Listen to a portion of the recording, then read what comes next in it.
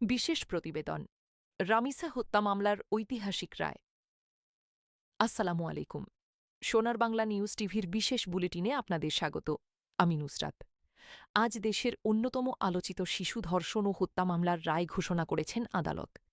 রাজধানীর পল্লবীতে ৮ বছর বয়সী স্কুলছাত্রী রামিসা আক্তারকে ধর্ষণের পর নৃশংসভাবে হত্যার ঘটনায় প্রধান আসামি সোহেল রানা এবং তার স্ত্রী স্বপ্না আক্তারকে মৃত্যুদণ্ড দিয়েছেন আদালত। দৈনিক আমার দেশ ঢাকা মহানগর শিশু সহিংসতা দমন ট্রাইব্যুনালের বিচারক মাসরুর সালেকিম এই রায় ঘোষণা করেন। আদালত বলেন, মামলায় উপস্থাপিত সাক্ষ্য প্রমাণ, ফরেনসিক আলামত, ডিএনএ রিপোর্ট এবং সাক্ষীদের জবানবন্দিতে আসামিদের বিরুদ্ধে আনা অভিযোগ সন্দেহাতীতভাবে প্রমাণিত হয়েছে। রাষ্ট্রপক্ষ আদালতে যুক্তি তুলে ধরে জানায়, সোহেল রানা শিশুটিকে ধর্ষণের পর হত্যা করে এবং তার স্ত্রী স্বপ্না আক্তার ঘটনাটি গোপন করতে সহযোগিতা করেন। মামলায় ১৬ জন সাক্ষীর সাক্ষ্য এবং বিভিন্ন বৈজ্ঞানিক প্রমাণ আদালতের সামনে উপস্থাপন করা হয়।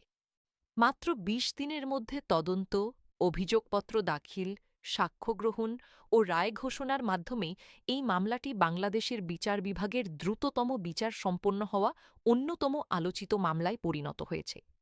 রায় ঘোষণার সময় আদালত প্রাঙ্গণে উপস্থিত ছিলেন নিহত রামিসার বাবা-মা। রায়ের পর তারা সন্তোষ প্রকাশ করে বলেন, তাদের মেয়েকে আর ফিরে পাওয়া যাবে না, তবে এই রায় ভবিষ্যতে শিশুদের বিরুদ্ধে এমন জঘন্য অপরাধ রোধে গুরুত্বপূর্ণ ভূমিকা রাখবে।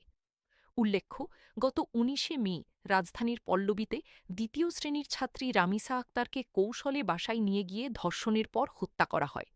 পরে তার মরদেহ উদ্ধার করে পুলিশ। ঘটনার পর দেশজুড়ে ব্যাপক ক্ষোভের সৃষ্টি হয় এবং দ্রুত বিচারের দাবি ওঠে। এই ছিল দেশ ও বিশ্বের সর্বশেষ গুরুত্বপূর্ণ সংবাদ। আরও খবর, বিশ্লেষণ এবং সর্বশেষ আপডেট জানতে সঙ্গে থাকুন সোনার বাংলা নিউজ টিভির। আমি নুসরাত।